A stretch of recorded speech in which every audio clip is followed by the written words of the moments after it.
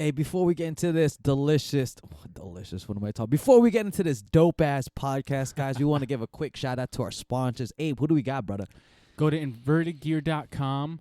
If you want to look fresh on the mats, if you want to perform well on the mats, if you want to feel good on the mats, if you want to pick up some guys or girls, you got to buy the right gear, and Inverted Gear sells it. Go to invertedgear.com, type in the coupon code SHOWTHEART15, and save yourself some good money so you don't go broke. So you could buy some Chimera coffee. I like what you did with that. Chimera Coffee is a company. They sell their coffee infused with nootropics. Their coffee's from Dominican Republic. It tastes very good. It's freaking delicious. It gets you in the zone. So I would suggest saving up some money, buying the coffee, and then right after you drink the coffee, you can go into the mats and kill it. You see what I did there? I love what you did there. Oh, I love it too. Go to chimeracoffee.com, type in the coupon code SHOWTHEART, and save some money. So now you got two things that you can use for jiu-jitsu. Yeah, you're welcome. Or MMA, or whatever you want. Drop the mic. Enjoy the show. Mic drop.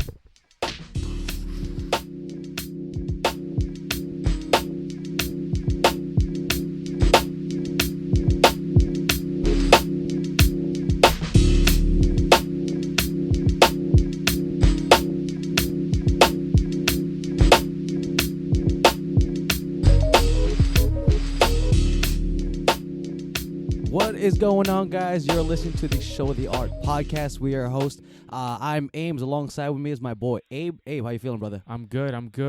I'm even better. Today we have a special guest, a guy I'm a huge fan of. He is a boxing coach of the famed champion of the middleweight division in the UFC, Jason Parillo. How are you? Thank you for coming on, brother.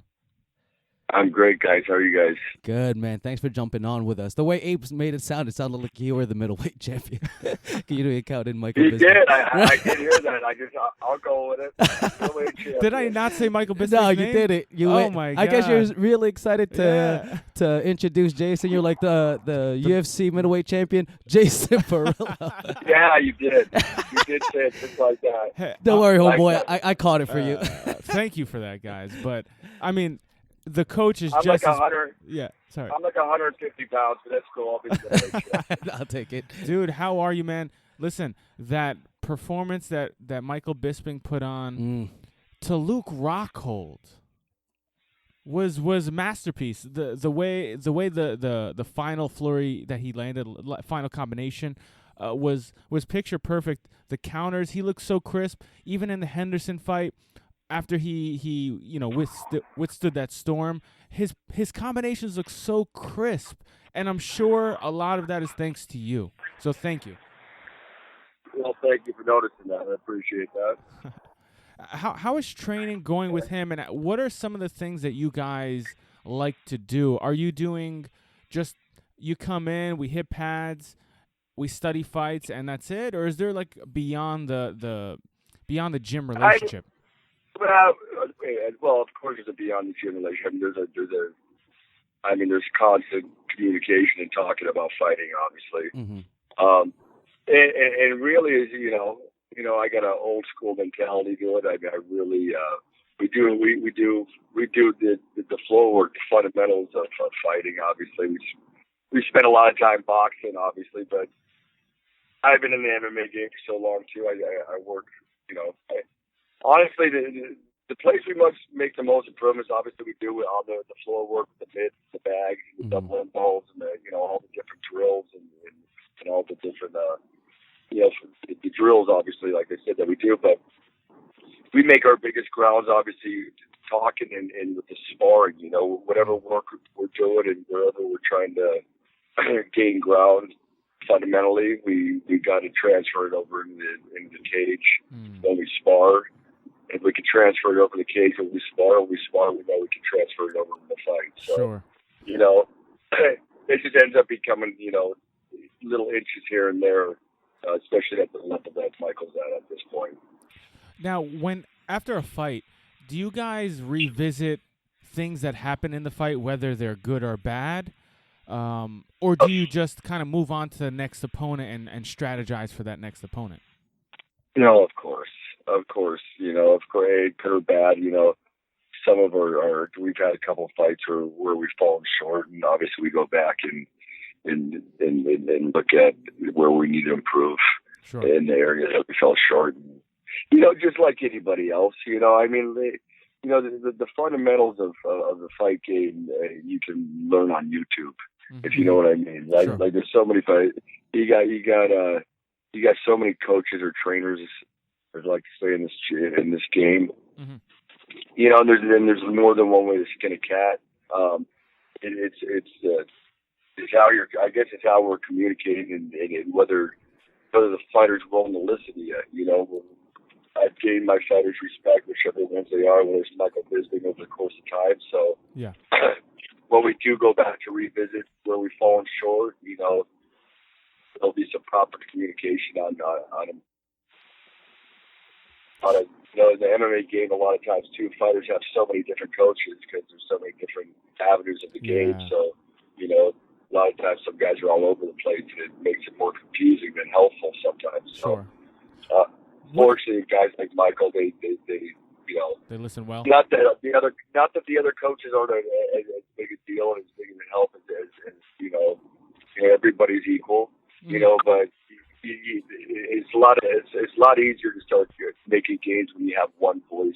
Sure. One voice and one human being to listen to. Yeah, that makes a lot of sense. One of the biggest things I noticed as far as an improvement in Michael Bisping is in his footwork. He always moved a lot, but I felt like, especially in this Henderson fight, we really got to see his footwork set up his strikes and seamlessly flow him in and out of the pocket. He was shuffling into high kicks a bunch of times, and he just looked so crisp. And I felt like there was more to his movement this time. Like it was just more seamless into his striking, as opposed to just moving around and setting up an individual strike. So what I wanted to ask you is, what are some things that you helped develop that? Well, obviously, I mean, we helped to calm him down a little bit. You know, it gave him a little direction of where he's going. You know, a lot of guys do fancy footwork, but they're just making the move to make the, you know, they're just moving to move. You know, they don't really have any, they don't have any real direction on where they're moving and why they're moving, and an arsenal behind their movement. You know, you can move till you're blue in the face, but if you don't do anything off that movement, it's just wasting movement. Really, you know. So I was a fighter myself. I mean, I knew how to move on my feet, you know, and I have a great understanding of it. And fortunately, I'm able to communicate it to my fighters. And Michael Bisping is very fast-footed. He's probably one of the faster-footed guys in the middleweight division. Sure. And you know, he had this great tangible to him, this great thing called foot speed, and he just didn't have really direction with it. Yes. You know, he was just moving fast and getting in and out and running, and not running, but it's a little bit more spastic and just, you know, fighting off hard and experience. Yeah. You know, like I've said before, and I helped open his eyes a little bit more to it. You know, if that makes sense. Yeah, and I clearly see that. That's why I brought it up. And I'm a fight fan. I train as well. I've competed a couple times, so I kind of know what to expect, like training and then competing. There is two different things, and to be able to implement that and to be able to improve over time. And I wanted to give you guys a compliment, and after this last fight, I really want to throw Michael Bisping's footwork and his ability to seamlessly set up his strikes with his footwork, not just find himself in the right spot at the right time with his footwork. With the likes of a guy like TJ Dillashaw or Dominic Cruz, he's moving with purpose, and you can clearly see that now. And that is great to see when somebody's at the top of the food chain still improve and make constant improvements. It's great for you to be able to see it. For me, as a coach. Yeah, right. I bet. Now, do you have any ideas of who's Michael Bisping fighting next? What are his plans? Does he plan to sit out for a little bit? Because he's been pretty active. You know what you see. I mean, if you see it out, obviously you guys follow all the different MMA news and whatnot. So, you know, he gets called. Michael Bisping's gonna be getting called out till he's done fighting. Everybody, you know, for some reason, people like to fight or want to fight Michael. What's going to happen next? It's really hard to say. It's such a stacked division. It's a great division. I think it's probably one of the strongest divisions there. Yeah. And everybody's kind of all over the place right now. And we got some injuries, we got guys fighting each other, so it's kind of he's kind of in a funny spot right now. It was nice, the idea of GSP coming out of retirement and getting that fight with GSP. I mean, regardless, a lot of people might object to fight and think he should be fighting other people, but it'd be an exciting fight for us. I mean, who would want to fight GSP? I mean, that's an exciting fight. So I think we're just kind of sitting back and waiting right now. Okay. And see what's next. Who would I like to see him fight next? I mean, really, whoever. I mean, as long as we have enough time to prepare for him.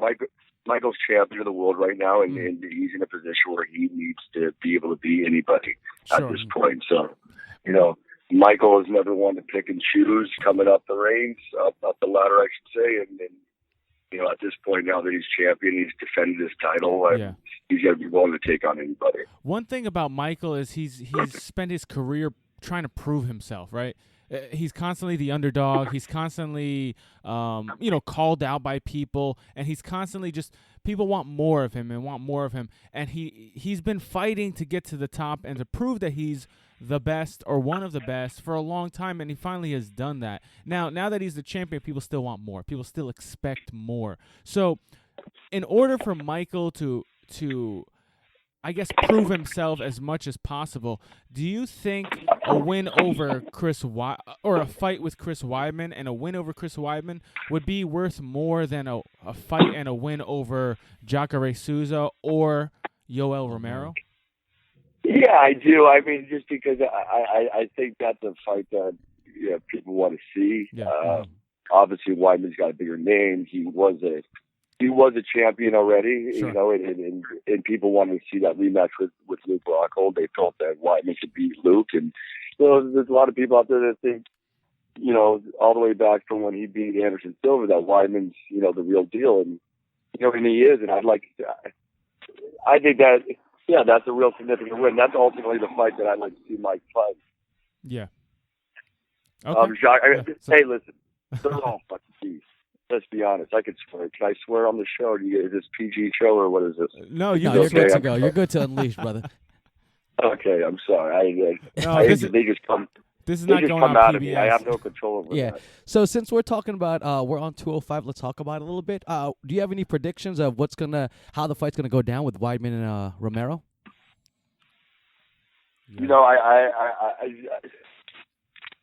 Of course, I knew you were going to ask me this question, and I thought about it before. But you know what? That Romero is such a beast now, isn't he? God, he's a beast. He's probably the most explosive guy in the world. In the world. Yeah. Let's not go MMA. Let's just say the world. Yeah. He took it all in. And there's a lot of truth to that. I mean, the guy is definitely, he's under the radar. It's not like everybody, you say Yoel Romero, there's not a whole lot of people that are knowing who Yoel Romero is, but, that fight,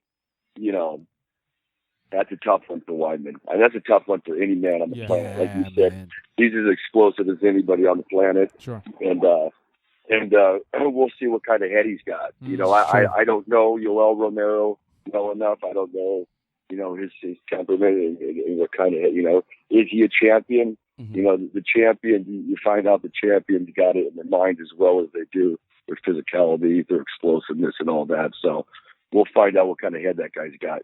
Was Yoel Romero suspended a while ago? Yeah, he was suspended for 6 months, but he still hasn't fought even further than that because of the suspension and then not booking a fight. So it's probably been almost a year for him, actually. Mm-hmm. Yeah, there could be a little rusty there, but and also he was suspended for performance enhancing. Is that what he was? Yeah. So when it comes down to that, I'm kind of curious of. I'll try to come here.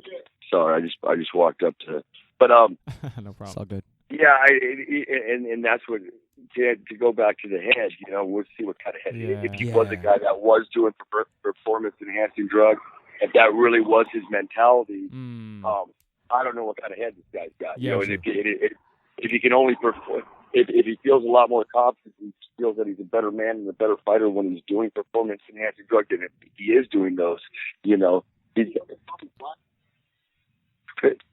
yeah, creamy sugar.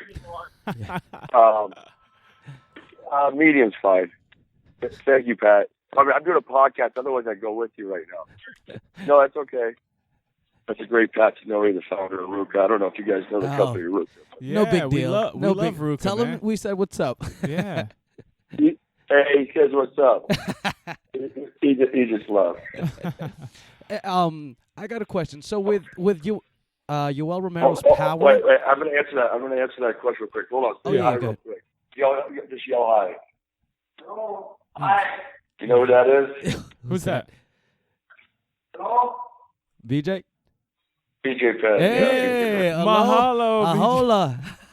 Mahalo. I'm on a podcast. What's going on? Can we get a word from BJ? You trying to sneak in? No, it's some guys in New York. What's going on, boys? What's going on, brother? BJ, we love you.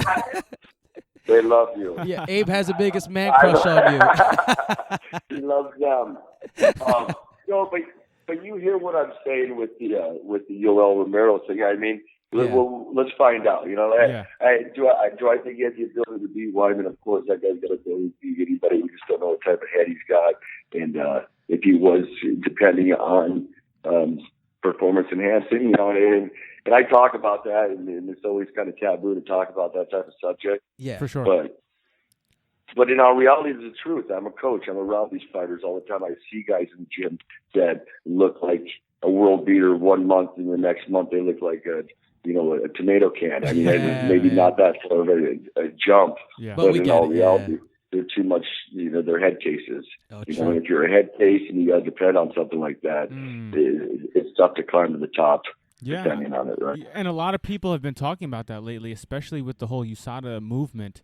How people go from being super confident with these extra performance boosters, however you want to call them, then once they're off it, you know, your body can't do what it used to do, and you lose a little confidence. And when you don't have as much confidence in the ring, I'm sure you hesitate. Timing's off.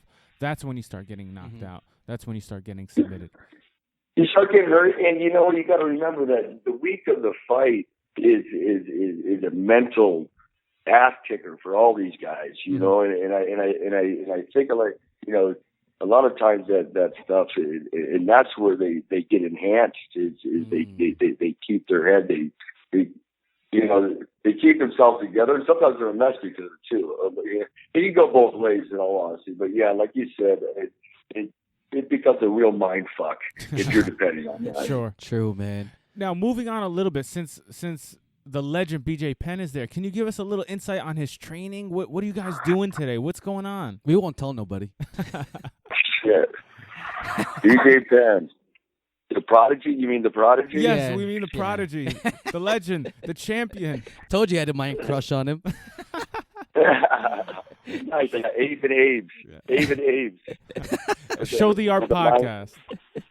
With the Prodigy crush. No, the funny thing, sorry. Go ahead. No, go ahead. I was going to say, the funny thing is, ironically, the first pay-per-view I actually watched was BJ Penn versus George St. Pierre. Yep. That's a great one, wasn't it? Yeah, it was awesome. But anyway, sorry, keep going, please. Can you believe they gave the decision to fucking GSP, those sons of bitches? There you go. Bastards. Now we can get into it. Son of a bitch. The sons of bitches. No, but hey, really, BJ's a hungry dude right now. DJ's the guy that I met when I first met him. Right now, and I don't know. I rather not. I don't want to speak too much about it because I'm really excited by the change that BJ's making right now in the gym. I'm really excited about the way he's thinking. I'm excited about the way he's performing in the gym. And, you know, obviously his last couple outings didn't look too hot. And BJ's a champion that he is. And he wants to, you know, it takes a lot for guys, you know, to go as long as someone like himself has gone in this game, fought for so many years, been on top of the food chain, you know, been knocked off. You know, it's really it's a grind, man. This sport is no joke. Absolutely, man. It's heavy, you know, and to come back with the hunger that he's got right now, I mean, it's a special thing, and I'm excited for him, and I want to see him. I want to see him, you know, finish this business that he's been a part of for so long. Definitely, I want to see him finish it, you know, on his terms and how he wants to finish it. For sure. Any projection on when he would be able to compete next? Tomorrow. Tomorrow, if you want to. There you go. Game ready all day, every day. BJ's not shy about fighting. No, he's not, man. A few episodes ago, we're just talking about how the props we were giving him. He went from fighting at like lightweight and then fighting like Lyoto Machida at the 200. So I only know one man that did that one, man. It's amazing. But you stand in front of a guy, you know, and to see. You stand in front of all these different guys that, you know, you've seen them fight. You know, there's such a wide range of sizes and ability and strengths and stuff. It is a real special thing. Yeah. You know, that's why I'm excited that he's as hungry as he is and training as hard as he is right now and determined. You know, it's because I like to see a guy like that I've been a part of for a long time and help in a lot of occasions. I want to see him do well. And unfortunately, it seems to me that this guy's got the mindset to do very well right now. Awesome. Let's go to work, baby. I'm getting fired up right now. Trust me, we're all excited. BJ cannot fight for 20 years, and then once he says he's going to fight, people are going to be excited. We're watching, He just captured so many people's, like, you know, fanship, if you want to call it. His heart. He captured so many people's hearts. Like Abe's. What did he say? Yeah. So he's a back chime in. You can't hear him. Good thing we weren't talking shit. That's great. Okay, I was listening to two different people at a time. DJ was making a joke. You guys were talking, but yeah. So we're excited. We're gonna see what happens. Cool. You know, he's waiting on it. He's just staying. You know, he's coming back and forth out here. I know he goes out to Albuquerque here and there as well. Yeah, nice. So yeah, no, he's hungry, but I'm excited about the gains that we've been making over here and the focus that he's got. So that's awesome. Hopefully you guys will be hearing that he's going to be fighting, you know, sometime here pretty soon. I know we will. 100%. He's going to be fighting soon. Last person, just to touch on real quick, if you have another minute. Okay. Chris Cyborg. Yes. Oh my God, I've been saying this for years. James. No, he hasn't. He just jumped on the bandwagon last week. I love Ronda, but when Ronda was at her best, I was still saying Cyborg was the best. Mm-hmm. And you've been training with Cyborg for a while. Can you just tell us something that people don't know, like behind the scenes, something about Chris Cyborg? She's the baddest girl on the planet. Oh, we already know that. We already know that something behind the scenes that we wouldn't know unless we train. It wants to know what you eat for breakfast. Behind the scenes. Behind the scenes. Yeah, behind the sorry. You know, honestly, Chris Cyborg is probably one of the kindest human beings you'll ever know on the planet. Nice. Like, she really is. And I've said this in interviews and podcasts before, but, you know, the question that you're asking me is something that I don't think people can really. You can't. It's hard. Makes it harder because of her communication. Obviously, she's Brazilian. She speaks Portuguese. She does speak pretty good English, you know. But you get to know her. You can communicate a little bit better. But you know, she's a really good human being. I know I guess that's pretty. That's not the thing you want to hear. You know what I mean? I guess that's not the secret thing you want to hear. But she's an amazing human being, and here's somebody that, you know, she's not going to disappear anytime soon. She's a real deal. She's a real fighter. Awesome. She puts fighting before anything, and she really does. I mean, when she was champion for Invicta, she used to live in San Diego, and she'd drive down to train with me down here in Orange County, and she'd sleep in her car at night in the parking lot of Punishment, you know, just so she didn't have to drive back and forth. And that's somebody that's champion of the world. Yeah, you know, when you got a mentality like that, you know, all these girls in this division that think and get the thought process of mind like that, maybe they can go get in there with her. they really gotta understand they're dealing with somebody that trains harder than men, women, children, anybody. This girl is a different being, and fighting is number one on the list. That and God. Yeah. She loves the God too. She's one of the God people. I love God too, but I'm definitely not going to fucking tell everybody. He said she's one of the God people. Yeah. Yeah, right. No, that's cool, man. All props to Cyborg, though. But man. We know you got to go, man. Thank you for coming on. If you have one last word, maybe something to inspire people with, hey, keep training. Give us your last Jerry Springer word of the day. Oh, fuck. I can give you some serious experience. Hey, drop some bombs, brother. That's a whole different podcast. But so we'll meet up with you next week. Yeah, right. I mean, there's no real final thoughts. I mean, I really appreciate you guys having me on. I mean, I don't listen or hear a whole lot of podcasts or even read a whole lot of MMA news, but I always appreciate being able to come on and talk about my fighters and give them my opinion. And I'm fortunate that I got some good ones that I'm involved with, and you guys are doing a good job. It's nice to have you podcast guys out there, so we can keep building this sport that we love so much. Absolutely, for sure, man. And again, we want to thank you so much, not only for building such great fighters, but being a great representative for the sport as a coach and as someone who just represents, the sport itself. So thank you for that. Thanks a lot, and brother. Just your videos, your pictures online, it does inspire people. It does make people want to go out there and train a little harder. So thank you for that. Awesome. I appreciate it, guys. Really, I do. Thank you for having me on the show, guys. Thanks for sure, a lot, man. We'll talk to you soon. Have a good one. All right. Cheers. Peace. On that note, guys, we hope you enjoyed this podcast. Unless you have anything else to no, we are good to go, guys. Again, if you like this episode, please like, share, subscribe. Yeah. Oh, I do have something to add. What's up? Our UFC 205. That's what I was gonna mention. Contest, pick-up contest. Go to our website, showtheart.com, blog. Yeah, go to our blog section. The rules are there. Okay, click on the link. It'll ask you for your email address. That's the email we're gonna send the winner information to, and you're just gonna fill out the form. It'll ask you fighter A or B, which round, and then which finish. All you have to do is just click. You don't have to type anything in. Go to the bottom, submit it. You're good to go. You can go back and edit it. It's that easy, guys. You can go back and edit it at any time up until 7 p.m. Eastern time, New York City time, before the fight. There you go, man. So go and do it. Guys, do it. It's free. Free stuff, man. Yeah, you win prizes. Yeah. We have Chimera Coffee giving away stuff. We have 93 brand giving away some Novi stuff. Yep, Armbar Soap giving away some soaps.